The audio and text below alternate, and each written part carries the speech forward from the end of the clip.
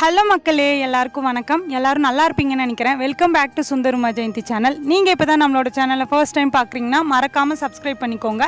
Already subscribe பண்ண எல்லா சொந்தங்களுக்கும் ரொம்ப ரொம்ப ரொம்ப தேங்க்ஸ். சரி, வாங்க வீடியோக்குள்ளே போகலாம்.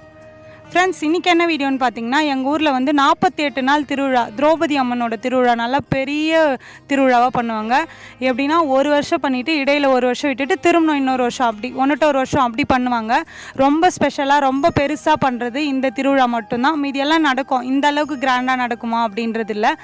ஊரில் இருக்க ஒரு தெருவில் ஒருத்தர் ஒரு உபயம் செய்வாங்க. பக்கத்து ஊரில் இருக்கிறவங்களும் சேர்த்து செய்வாங்க. ஒரு நாள், இந்த 22 நாளில் ஒரு நாள் ஒருத்தவங்க செய்வாங்க, ஒரு தெரு ஆளுங்க. இப்போ இன்றைக்கி என்ன செய்கிறாங்கன்னா, அர்ஜுனன் தபஸ்ன்னு சொல்லிட்டு துகில் உரிக்கிறது மறாவது நாளே அர்ஜுனன் தபஸ்ன்னு சொல்லிட்டு பண்ணுவாங்க. எதுக்காகனா, துகில் திரௌபதியை மானபங்கம் படுத்தினதுக்கப்புறம் அர்ஜுனர் வந்து சிவன் பார்வதி கிட்ட வரம் கேட்கறதுக்காக போவார்.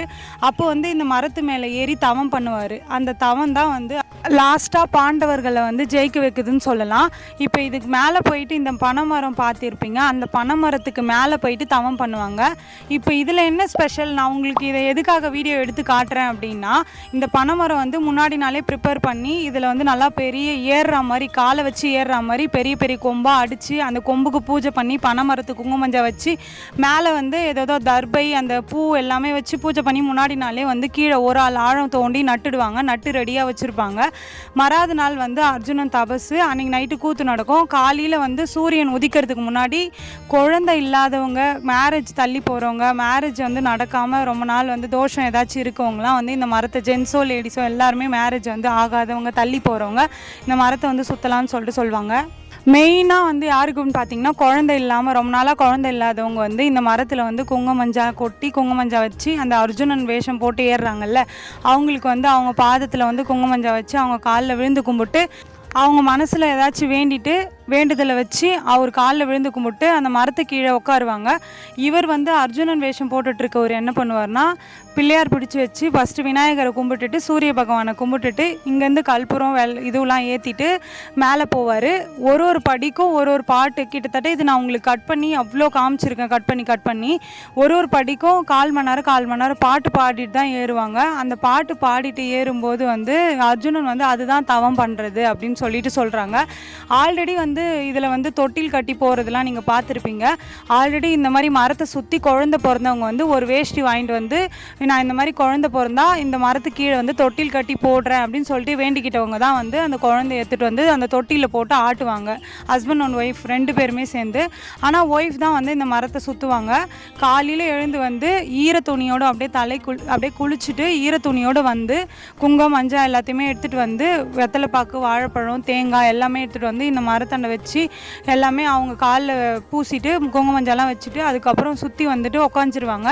இவர் மேலே போயிட்டு அங்கே போயிட்டு சூரிய பகவானுக்கு தேங்காய், கற்பூரம் எல்லாமே ஏற்றிட்டு காமிச்சிட்டதுக்கப்புறம் இங்கேருந்து இவங்க வந்து எடுத்துகிட்டு வர சொல்லுவாங்க. குழந்தை இல்லாதவங்க வேண்டுதல் வைக்கிறாங்க இல்லையா, அவங்கள வந்து எலுமிச்சம்பழம் எடுத்துகிட்டு வர சொல்லுவாங்க. அதுவும் இல்லாமல் அவங்களே எலுமிச்சம்பழமும் வாங்கி வச்சுருப்பாங்க. அந்த எலுமிச்சம்பழம், பூ, அது எல்லாமே வந்து மேலேருந்து போடுவாங்க. மேலேருந்து போட்டால் யாருக்கு கிடைக்குதுன்னு இல்லை, யாருக்கு அது லக் இருக்கோ அவங்களுக்கு வந்து குழந்தை கண்டிப்பாக இருக்குது அப்படின்னு சொல்லிட்டு சொல்கிறாங்க. நீங்களும் பார்த்துருப்பீங்க, அந்த மாதிரி கிடச்சி அந்த மாதிரி சுற்றி குழந்தை இருந்தவங்க அப்படின்னு சொல்லிட்டு இதில் எவ்வளோ பேர் தொட்டில் கட்டி எவ்வளோ பேர் வேஷ்டி கட்டி வச்சுருப்பாங்க. இந்த தபஸுக்கு மட்டும் எங்கேருந்து தான் கூட்டம் வரும்னே தெரியாது. அவ்வளோ கூட்டம். சுத்துப்பட்டில் இருக்கிற எல்லா ஊரை விட எங்கள் ஊர் கொஞ்சம் பெரிய ஊர். அதனால எல்லா ஊரில் இருக்கிறவங்களும் இங்கே வந்து அந்த கோயில் சுற்றுறவங்க வெளியூர்லேருந்து வர வச்சுலாம் கூட சுற்றுவாங்க. அவ்வளோ சக்தி வாய்ந்த அம்மன் திரௌபதி அம்மன். இந்த படி, அந்த ஒரு படி ஏறும்போதும் அர்ஜுனன் வேஷம் போட்டுட்ருக்கவர் வந்து கோவிந்தா கோவிந்தான்னு சொல்லிகிட்டே தான் ஏறுவார். ஏன்னா மகாபாரதம் ஃபுல்லாகவே கிருஷ்ணரோட இதுதான்.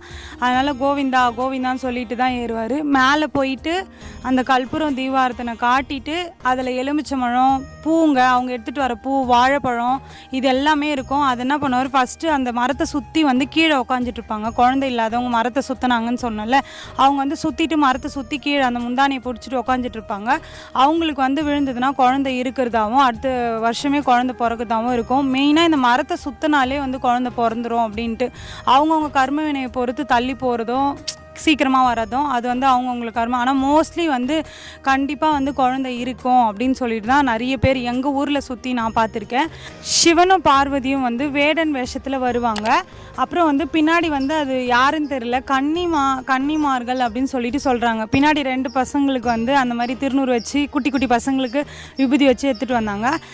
அர்ஜுனன் வந்து சிவனை நோக்கி தவம் பண்ணுவார். அந்த வரம் கேட்கறதே சிவன் கிட்ட தான் வரம் கேட்பார். அதனால தவம் பண்ணுறதுனால சிவனும் பார்வதியும் வந்து சோதித்து பார்ப்பாங்க. சோதித்து பார்க்கும்போது அவரை வந்து சும்மா தவம் பண்ணவே விட மாட்டாங்க, சைலண்ட்டாக இருக்கவே விட மாட்டாங்க.